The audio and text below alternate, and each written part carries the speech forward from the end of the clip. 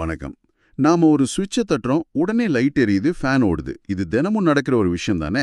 ஆமா, ரொம்ப சாதாரண விஷயம். ஆனா அந்த ஒரு நொடிக்குள்ள அந்த சுவிட்சுக்கு பின்னாடி என்ன ஒரு பெரிய மாயாஜாலம் நடக்குதுன்னு எப்படாவது யோசிச்சிருக்கீங்களா? ம், நீங்க எங்களுக்கு கொடுத்திருக்கிற இந்த குறிப்புகளை வச்சு அந்த மாயாஜாலத்தை தான் நம்ம இன்னைக்கு விரிவா அலச போறோம்.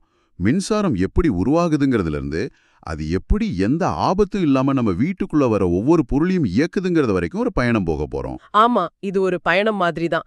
உங்க குறிப்புகள்ல இருக்கிற ஒவ்வொரு சின்ன விஷயத்தையும் நாம இணைச்சு பார்க்க போறோம். உதாரணத்துக்கு ஒரு சாதாரண காப்பர் கம்பி ஏன் கரண்ட நல்லா கடத்துது, ஆனா அதுக்கு மேல இருக்கிற ரப்பர், அந்த பிளாஸ்டிக் ஏன் கடத்துறது இல்லைங்கிறதுல இருந்து ஆரம்பிச்சு நம்ம வீட்ல இருக்கிற வயரிங் சிஸ்டம் ஏன் ஒரு குறிப்பிட்ட ரீதியில அமைக்கப்பட்டிருக்குங்கிற வரைக்கும் எல்லாத்தையும் பார்க்க போறோம். ஓகே.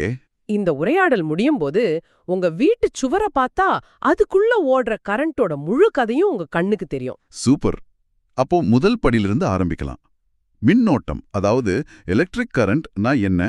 அது ஒரு கடத்தி வழியா ஒரு வயர் வழியா பாயிற மின்னோட்டங்களோட ஓட்டம்னு நாம படிச்சிருக்கோம். சரி. ஆனா எனக்கு இங்க ஒரு சின்ன குழப்பம் வருது. கரண்டோட திசை வந்துட்டு எலக்ட்ரான்கள் போற திசைக்கு எதிரா இருக்குன்னு ஒரு குறிப்பு சொல்லுது. அது ஏன் அப்படி? அது கொஞ்சம் குழப்பமா இல்லையா? நல்ல கேள்வி. இது இது வந்துட்டு நிறைய பேருக்கு வர்ற ஒரு சந்தேகம்தான். இது ஒரு வரலாற்று ரீதியான வழக்கம், அவ்வளவுதான். வரலாற்று வழக்கமா? ஆமா, மின்சாரத்தை கண்டுபிடிச்ச ஆரம்ப காலத்துல பெஞ்சமின் பிராங்க்லின் மாதிரி விஞ்ஞானிகள் ஏதோ ஒரு திரவம் மாதிரி பாசிட்டிவ் முனையிலிருந்து நெகட்டிவ் முனைக்கு பாயுதுன்னு நினைச்சாங்க. அதையே மின்னோட்டத்தோட திசையா குறிச்சிட்டாங்க. ஓகே. பல வருஷத்துக்கு அப்புறம்தான் உண்மையில எலக்ட்ரான்கள், அதாவது நெகட்டிவ் சார்ஜ்கள் தான் நகருது, அதுவும் நெகட்டிவ் முனையிலிருந்து பாசிட்டிவ் முனைக்கு நகருதுன்னு கண்டுபிடிச்சாங்க. ஆனா பழக்கம் மாறல. அதுக்குள்ள அந்த பழைய வழக்கம் உலகெங்கும் பரவிடுச்சு. அதனால இன்னைக்கும் நாம மரபு மின்னோட்டம்னு சொல்லி பாசிட்டிவ்ல இருந்து நெகட்டிவ் போறதா கணக்குல எடுத்துக்கிறோம். எலக்ட்ரான்களோட ஓட்டம் அதுக்கு எதிரா இருக்கும். சிம்பிள். ஓகே. இப்போ தெளிவா புரியுது. அது ஒரு கன்வென்ஷன் தான். சரி, இப்போ கரண்ட் ஒரு வயர்ல போகுதுன்னா அது பாட்டுக்கு போயிட்டே இருக்குமா, இல்ல அது ஏதாவது தடுக்குமா? இங்கதான் மின்தடை, அதாவது ரெசிஸ்டன்ஸ் வருது இல்லையா? கரெக்ட். இங்க ஒரு நல்ல ஒப்புமை பார்க்கலாம். மின்சாரத்தை வந்துட்டு ஒரு தண்ணி பைப்ல போற தண்ணி மாதிரி கற்பனை பண்ணிக்கோங்க. சரி. கரண்ட்ங்கிறது எவ்ளோ தண்ணி போகுதுங்கிறது, மின்தடைங்கிறது அந்த பைப் எவ்ளோ குறுகலா இல்ல அடைப்பா இருக்குங்கிறது. பைப் ரொம்ப குறுகலா இருந்தா தண்ணி மெதுவா தானே போகும். ஆமா. அதே மாதிரிதான் ஒரு பொருளுக்கு மின்தடை அதிகமா இருந்தா அது வழியா கரண்ட் குறைவாதான் பாயும்.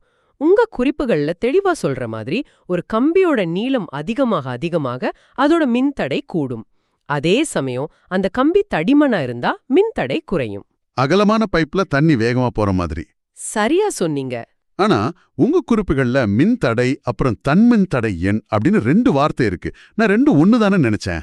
இல்ல, ஒரு நீளமான காப்பர் வயருக்கு குட்டையான காப்பர் வயரை விட மின்தடை அதிகம்னு சொல்றீங்க. அப்போ காப்பரோட மின்தடையே மாறுதுன்னு அர்த்தமா? அப்புறம் எதுக்கு இந்த தன்மின்தடை எண்? அருமையான கேள்வி. இதுதான் விஷயத்தோட ஆழமே. மின்தடைங்கிறது ஒரு குறிப்பிட்ட பொருளோட வடிவம், நீளம், தடிமனை பொறுத்தது. சரி. ஆனா தன்மின்தடை எண் அப்படி இல்ல. அது அந்த பொருளோட பிறவி குணம், அதோட டிஎன்ஏ மாதிரி. நீங்க 1 இன்ச் காப்பர் எடுத்தாலும் சரி, 1 மைல் நீளத்துக்கு காப்பர் எடுத்தாலும் சரி, அதோட தன்மின்தடை மாறவே மாறாது. ஓ. இதுதான் தாமிரத்தை தாமிரமாவும் ரப்பரை ரப்பராவும் ஆக்குது. உங்க குறிப்புகள்ல இருக்கிற எண்களை நான் சொல்ல விரும்பல, ஆனா அதோட வித்தியாசத்தை இப்படி சொல்லலாம்.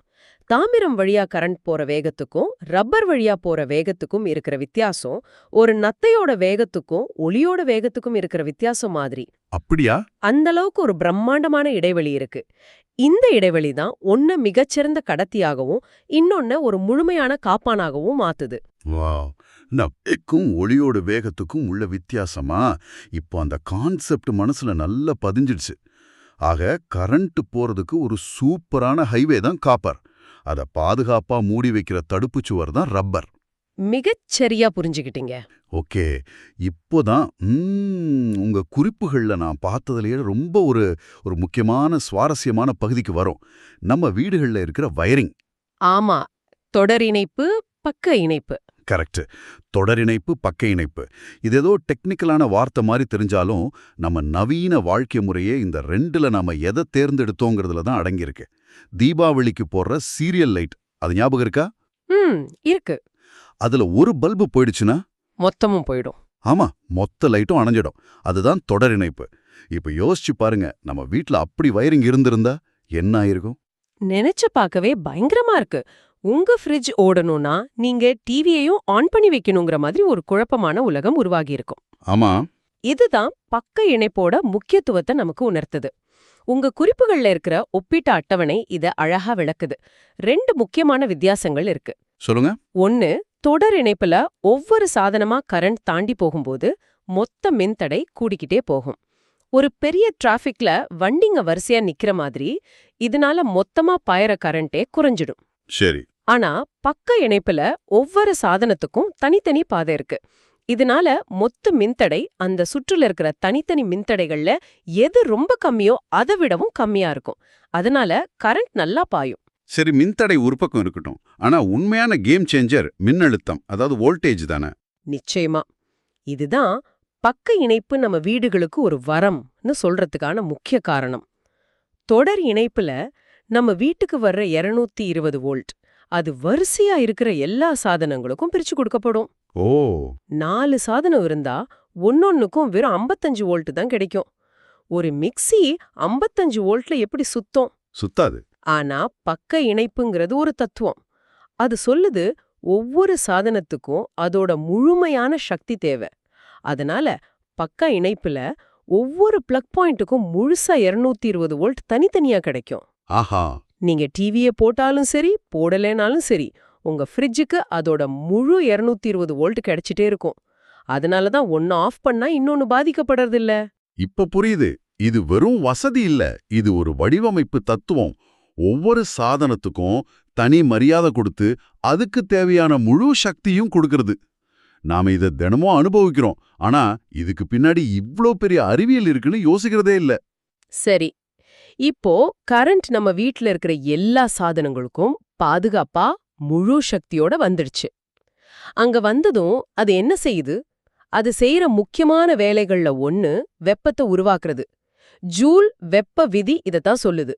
ஆமா, நாம் இந்த வெப்பத்தை ஒரு பக்க விளைவா நினைக்கலாம். ஆனா நாம ரொம்ப தெளிவா இந்த பக்க விளைவையே பல கருவிகளோட முக்கிய நோக்கமா மாத்திட்டோம். கரெக்ட். நம்ம கிச்சன்ல இருக்கிற டோஸ்டர், வாட்டர் ஹீட்டர், அப்புறம் நம்ம அயன் பாக்ஸ், இது எல்லாமே இந்த தத்துவத்துல தான் வேலை செய்யுது. இதுல எல்லாம் நிக்ரோம்ங்கிற ஒரு உலோக கலவையை பயன்படுத்துறாங்கன்னு உங்க குறிப்புகள் சொல்லுது. ஏன் அது அவ்வளோ ஸ்பெஷல்? நிக்ரோம் ஒரு சூப்பர் ஹீரோ மாதிரி. அதுக்கு 3 முக்கியமான சக்திகள் இருக்கு. ஒன்னு, அதுக்கு அதிக மின்தடை இருக்கு. அதாவது அது கரண்ட சுலபமாக போக விடாது. கரண்ட் அதை தாண்டி போக ரொம்ப கஷ்டப்படும். அப்படி கஷ்டப்படும் போது அந்த மின் ஆற்றல் வெப்ப ஆற்றலா மாறும். 2வது, அதோட உருகுநிலை ரொம்ப ரொம்ப அதிகம். எவ்வளவு சூடானாலும் அது உருகாது. ஓகே. 3வது, அது சரியா காத்துல இருக்கிற ஆக்சிஜனோட சேர்ந்து துருப்பிடிக்காது. அதாவது ஆக்சிஜனேற்றம் அடையாது. இந்த 3 குணங்களும் சேர்ந்து அத வெப்பமூட்டும் சாதனங்களுக்கு ஒரு மிகச்சிறந்த பொருளா மாத்துது. சுவாரஸ்யமா இருக்கு. தேவைக்கேத்த மாதிரி ஒரு பொருளை தேர்ந்தெடுக்கிறது. இதுக்கு நேர் எதிர் உதாரணம் ஃபியூஸ் வயர் இல்லையா? ஆமா. அங்க நமக்கு குறைஞ்ச உருகுநிலை தேவைப்படுது. அளவுக்கு அதிகமா கரண்ட் வந்தா அது உருகி தன்னை தானே தியாகம் செஞ்சு நம்மளோட விலை உயர்ந்த டிவியையும் ஃப்ரிட்ஜையும் காப்பாத்துது. இது சொல்லும்போது எனக்கு எங்க பாட்டி வீடு ஞாபகம் வருது. ஓ, அப்படியா? ஆமா, அங்க அந்த பழைய ஃபியூஸ் கேரியர் இருக்கும். ஃபியூஸ் போயிடுச்சுன்னா அவ்வளவுதான், வீடு முழுக்க இருட்டாயிடும். டார்ச் லைட் அடிச்சுக்கிட்டு அந்த சின்ன ஃபியூஸ் கம்பியை மாற்றுறது ஒரு பெரிய வேலையா இருக்கும். இப்போ இருக்க எம்சிபி எல்லாம் அந்த கஷ்டத்தையே மறக்கடிச்சிடுச்சு. ஆமா. அருமையான உதாரணம். அந்த சின்ன தியாகி கம்பி தான் ஒரு காலத்துல வீட்டு தீ விபத்துகளுக்கு எதிரான முதல் பாதுகாப்பு அரணா இருந்துச்சு. அதே மாதிரிதான் குண்டு பல்புல இருக்கிற ஃபிலமெண்ட், அது டங்ஸ்டனால ஆனது. அதோட உருகுநிலை மிக மிக அதிகம். ஆமா. அதனாலதான் அவ்வளவு சூடாகியும் உருகாம வெளிச்சத்தை கொடுக்குது. இங்க திறனை பத்தி பேசும்போது நாம மின்சார கட்டணம் கட்டுறோமே, அதுல யூனிட்னு ஒரு வார்த்தை இருக்கும். ஒரு யூனிட்ங்கிறது 1 கிலோவாட் மணி. அதாவது 1000 வாட்ஸ் சக்தி கொண்ட ஒரு கருவிய 1 மணி நேரம் பயன்படுத்தினா அது 1 யூனிட். இதுதான் நம்ம மின்சார கட்டணத்தோட அடிப்படை. சரி, இப்ப நம்ம பயணத்தோட முக்கியமான கட்டத்துக்கு வர்றோம். பாதுகாப்பு. நம்ம வீட்டுக்கு மின்சாரத்தை கொண்டு வர்ற அந்த 3 கம்பிகளை பத்தி பேசலாம். சிவப்பு, கருப்பு, பச்சைன்னு 3 நிறத்துல இருக்குமே, அது ஒவ்வொன்றுக்கும் ஒரு காரணம் இருக்கு இல்லையா? ஆமா, அந்த நிறங்கள் ஒரு முக்கியமான குறியீடு. சிவப்பு நிற உறை கொண்ட கம்பி தான் மின்னோட்ட கம்பி, அதாவது லைவ் வயர். இதுல தான் அதிக மின்னழுத்தம் இருக்கும். சரி. கருப்பு நிற உறை கொண்டது நடுநிலை கம்பி, அதாவது நியூட்ரல் வயர். இது மின்சுற்றை பூர்த்தி செய்ய உதவுது. 3ஆவதா பச்சை நிற உறை கொண்டது புவித்தொடுப்பு கம்பி, அதாவது எர்த் வயர். இதுதான் நம்மளோட உண்மையான பாதுகாவலன். இந்த பாதுகாப்பு அம்சம் ஏன் இவ்ளோ முக்கியம்னு கொஞ்சம் விளக்க முடியுமா? ஓவர்லோடிங், ஷார்ட் சர்க்கியூட்னு 2 பெரிய ஆபத்துகள் இருக்குன்னு உங்க குறிப்புகள் சொல்லுது. கேட்கவே கொஞ்சம் பயமா இருக்கு. இத ஒரு டிராஃபிக் உதாரணத்தோட புரிஞ்சுக்கலாம். ஓவர்லோடிங், அதாவது அதிக பளுங்கிறது, ஒரே சாலையில ஒரே நேரத்துல அளவுக்கு அதிகமான வண்டிகள் போற மாதிரி. ஓ. நம்ம வீட்டுல ஒரே பிளக் பாயிண்ட்ல இருந்து எக்ஸ்டென்ஷன் பாக்ஸ் போட்டு அதுல ஃப்ரிட்ஜ், மிக்ஸி, கிரைண்டர்னு எல்லாத்தையும் ஒரே நேரத்துல போட்டா அந்த மெயின் வயர் தாங்காது. அளவுக்கு அதிகமான கரண்ட்டை இழுக்க முயற்சிக்கும். இதனால தான் சூடாகுதா? ஆமாம். இதனால வயர் பயங்கரமா சூடாகி மேல இருக்கிற பிளாஸ்டிக் உருகி தீப்பிடிக்க வாய்ப்பிருக்கு.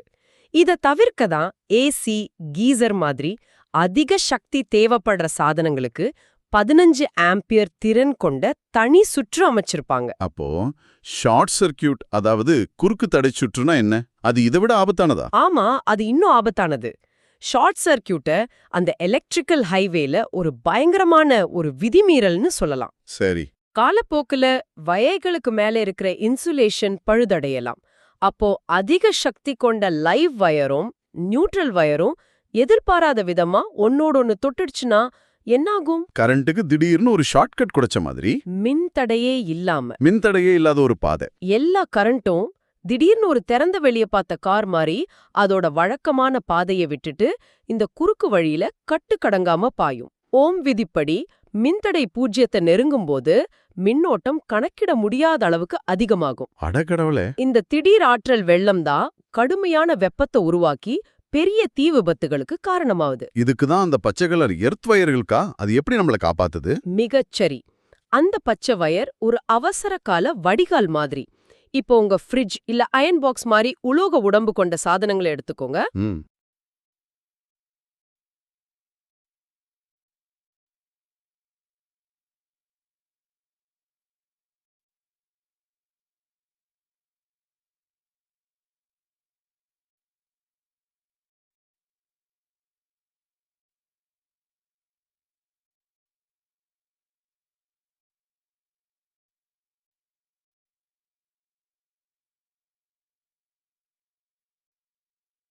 உள்ளுக்குள்ள ஏதோ ஒரு கோளாறுனால லைவ் வயர் அந்த உலோக உடம்புல உரசுதுன்னு வச்சுப்போம்.